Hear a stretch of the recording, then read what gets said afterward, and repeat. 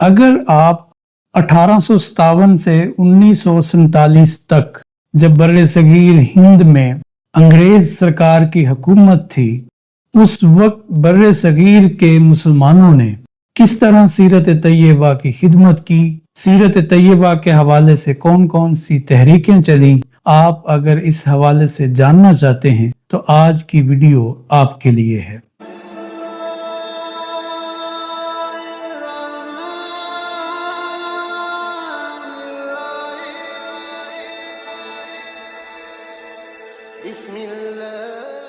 बिस्मिल्लाहिर्रहमानिर्रहीम।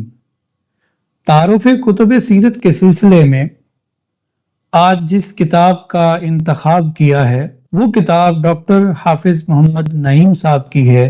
किताब का नाम है बर्रे सगीर हिंद में तहरीकात सीरत 1857 से लेकर 1947 तक। ये किताब सराय लाहौर से 2025 मुताबिक 1447 हिजरी में इशाअत से मुरस्सा हुई है। जैसा कि उन्वाने किताब से जाहिर है कि ये किताब उन सीरत की तहरीकों को डिस्कस करती है जो 1857 से लेकर 1947 तक, यानी जब बर्रे सगीर हिंद दो खित्तों में तकसीम हुआ और रुए ज़मीन पर कलमा तैयबा के नाम पर पाकिस्तान मारज़ वजूद में आया। इस किताब का इंतसाब इंतहाई खूबसूरत और दिलचस्प है कि हाफिज मोहम्मद नईम ने अपनी इस किताब का इंतसाब उन खतूत के नाम किया है जो सर सैयद अहमद खां और अलामा शिबली नुमानी ने मुख्तलिफ शख्सियात को लिखे अल खुतबातुल अहमदिया और सीरतुन नबी सल्लल्लाहु अलैहि वसल्लम की तालीफ और तसनीफ के सिलसिले में। और ये खतूत मोहब्बत रसूल और इश्क रसूल से मामूर और लबरेज हैं, तो ये किताब उन खतूत के नाम मंसूब की गई है।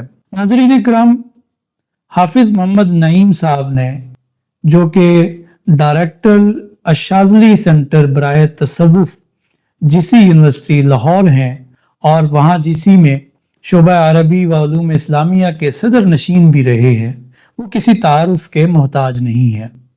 उन्होंने इससे पहले हिंदुओं और सिखों की सीरत निगारी के हवाले से भी एक किताब तहरीर कर चुके हैं और सीरत निगारान सरवर आलम सल्लल्लाहु अलैहि वसल्लम में अपनी जगह बना चुके हैं। सीरत निगारान सरवर आलम सल्लल्लाहु अलैहि वसल्लम में जगह पाना नाजरीन किसी भी सादत से कम नहीं है। हाफिज मोहम्मद नईम साहब ने अपनी इस किताब को 3 मबहस में तकसीम किया है। पहला मबहस तहरीकात सीरत का पस मंज़र और दूसरा मबहस तहरीकात सीरत का तारुफ है और तीसरे मबहस में इन तहरीकात सीरत ने बाद में वजूद में आने वाले सीरती अदब पर क्या असरात डाले हैं। तो इन 3 मबाहिस के गिर्द हाफिज मोहम्मद नईम साहब की ये किताब घूमती है। पहला मबहस के तहरीकात सीरत का पस मंज़र। नाज़रीन मुकर्रम, 1857 की जंग आज़ादी में मुसलमानों और हिंदुओं को शिकस्त हुई, मगर अंग्रेज हुकूमत ये समझती थी कि इस जंग को बर्पा करने में मुसलमानों का ज़्यादा हाथ है, इसलिए 1857 के बाद मुसलमानों पर सबसे ज़्यादा सख्तियाँ की गई।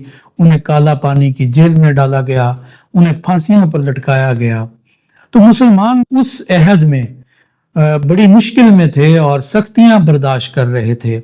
तो इस माहौल में जबकि अंग्रेज जो है वो बहुत सख्ती कर रहा था, तो उस वक्त सीरत तैयबा के फ़रोग के लिए जो कोशिशें की गई, यकीनन हम उन कोशिशों को सलाम पेश करते हैं। वो बहुत मुश्किल और कठिन दौर था। हाफिज मोहम्मद नईम साहब ने ये जो पहली मबहस है तहरीकात सीरत का पस मंज़र, तो इसमें 1857 के बाद के जो हालात थे, सियासी हालात थे या मजहबी हालात थे, फिर मुस्लिम और हिंदू ताल्लुकात को भी ज़ेर बहस लाए हैं और एक साजिश के तहत मुसलमानों और हिंदुओं में लड़ाई करवाई गई। आप ये बात याद रखें कि 1857 से पहले इस खित्ते में मुसलमानों और हिंदुओं के दरमियान कोई इक्का दुक्का लड़ाइयाँ तो थी, लेकिन ओवरऑल मजमूई तौर पर ایک امن کے ساتھ اس خطے میں زندگی بسر کر رہے تھے، لیکن انگریز کی سازش کی بدولت مسلمان اور ہندو باہم برسر پیکار رہے، اور 1920 سے 1930 کی دہائی کو تو یوں سمجھیے کہ سول وار قرار دیا گیا ہے مسلمانوں اور ہندوؤں کے درمیان۔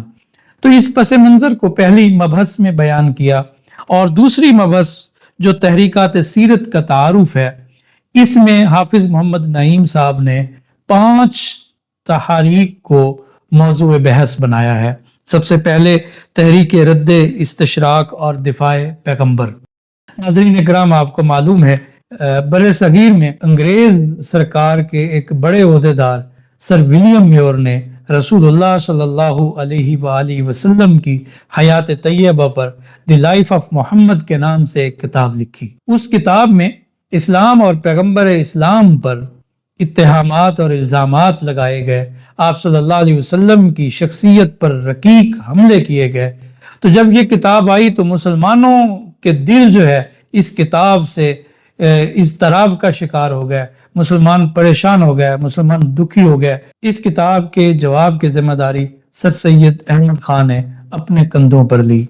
سر سید احمد خان کے جذبات یہ تھے کہ اگر میں اس کتاب کو لکھنے میں بالکل فقیر بھی ہو جاؤں تو مجھے کوئی پرواہ نہیں ہے، میں پھر بھی یہ کتاب لکھوں گا۔ سر سید احمد خان یورپ گئے، وہاں سے وہ کتابیں اکٹھی کی، اور رسول اللہ صلی اللہ علیہ وسلم کی ذات کے حوالے سے جو آپ پر الزامات اور اتہامات ولیم میور کی طرف سے لگائے گئے، تو سر سید احمد خان نے الخطبات الاحمدیہ کی صورت میں ان کے جوابات لکھے۔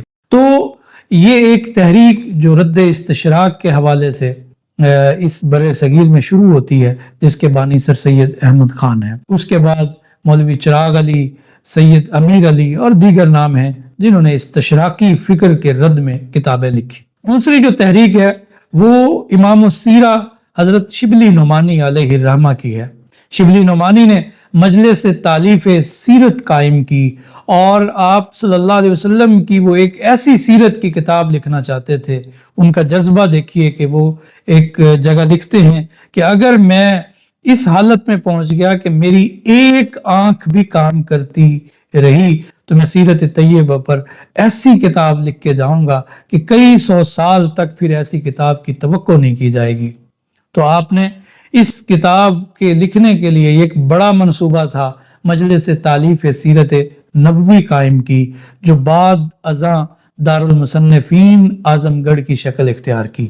تو جناب شبلی نعمانی نے اس کام کے لیے اخبارات میں اشتہار بھی شائع کیے، مسلمانوں سے امداد کی اپیل کی تاکہ ایک دفتر قائم کیا جا سکے اور اس کے ساتھ کتابیں خریدی جا سکیں، ایک عملہ مقرر ہو جو رسول اللہ صلی اللہ علیہ وسلم کی سیرت طیبہ کی تالیف میں معاون اور مددگار ہو۔ تو اس کی مدد والیہ بھوپال نے کی، اور ان تمام تر اخراجات جو اس ضمن میں آنے تھے انہوں نے اس کا بوجھ اٹھایا، نواب سلطان جہاں بیگم نے۔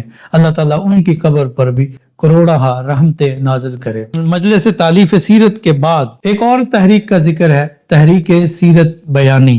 اس تحریک کی بنیاد شاہ سلیمان پھلواروی نے رکھی۔ شاہ سلیمان پھلواروی قصبہ پھلواری جو بہار کے اندر ہے وہاں کے خطیب تھے، اور تصوف میں سلسلہ چشتیہ قادریہ سے منسلک تھے، اور خوش الہان وائز تھے۔ انہوں نے تحریک سیرت بیانی کی بنیاد رکھی۔ تحریک سیرت بیانی کا مقصد یہ تھا کہ آپ صلی اللہ علیہ وسلم کی سیرت طیبہ کے جلسے منعقد کیے جائیں اور ان میں رسول اللہ صلی اللہ علیہ وسلم کی سیرت بیان کی جائے، کیونکہ اس سے قبل بر صغیر میں رواج یہ تھا کہ مجالس میلاد منعقد ہوتی اور ان میں کوئی نہ کوئی کتاب پڑھی جاتی، اور وہ جو میلاد نامے تھے یا مولود نامے تھے یا معراج نامے تھے، عام طور پر ان میں مستند روایات کے ساتھ بعض کمزور اور وضعی روایات بھی تھیں۔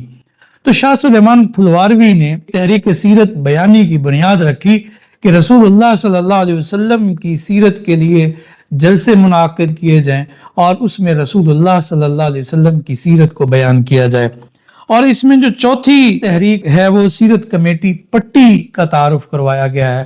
سیرت کمیٹی پٹی عبد المجید کرشی صاحب نے یہ قائم کی تھی، اور انہوں نے ایک مرکزی کمیٹی قائم کی، اور پھر ہر شہر میں ذیلی کمیٹیاں قائم کی تاکہ سیرت طیبہ کو فروغ دیا جا سکے۔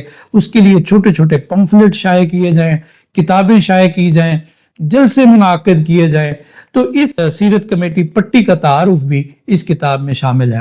آپ دیکھیے مولانا مناظر احسن گیلانی کی شورا آفاق کتاب النبی الخاتم، یہ سیرت کمیٹی پٹی کے اسی منصوبے کا حصہ تھی۔ تو دیکھیے یہ اس طرح کا سیرت لٹریچر وجود میں آیا، چھوٹی چھوٹی کتابیں سیرت طیبہ پر لکھی جانے لگیں۔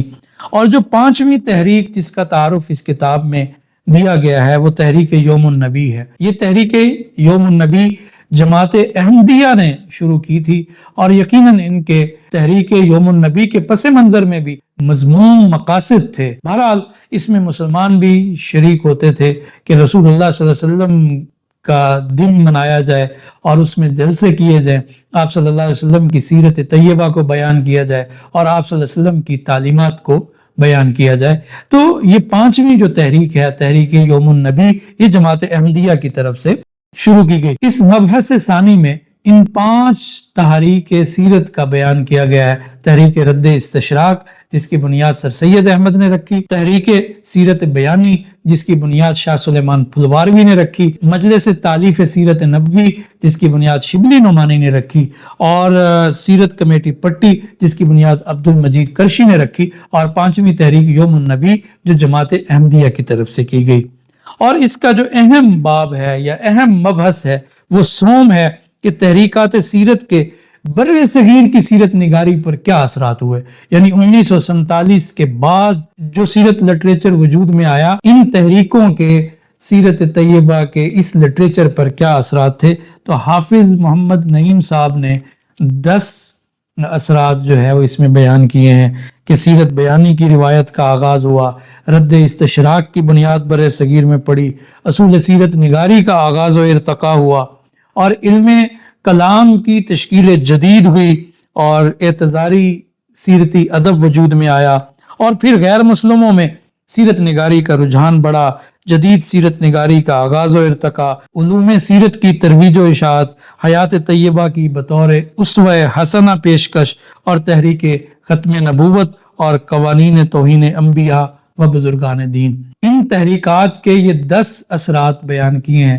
میں سمجھتا ہوں یہ بڑی جامع ہے، اور حافظ محمد نعیم صاحب کی یہ کتاب چونکہ بر صغیر کی سیرت نگاری کے حوالے سے ابھی تک کوئی جامع تاریخ نہیں لکھی گئی، تو میں سمجھتا ہوں کہ بر صغیر میں تحریکات سیرت یہ کتاب بر صغیر کی سیرت نگاری کی تاریخ میں سنگ میل کی حیثیت رکھتی ہے۔ اللہ تبارک و تعالی مصنف کو جزائے خیر سے نوازے اور انہیں دین و دنیا کی بھلائیاں عطا فرمائے۔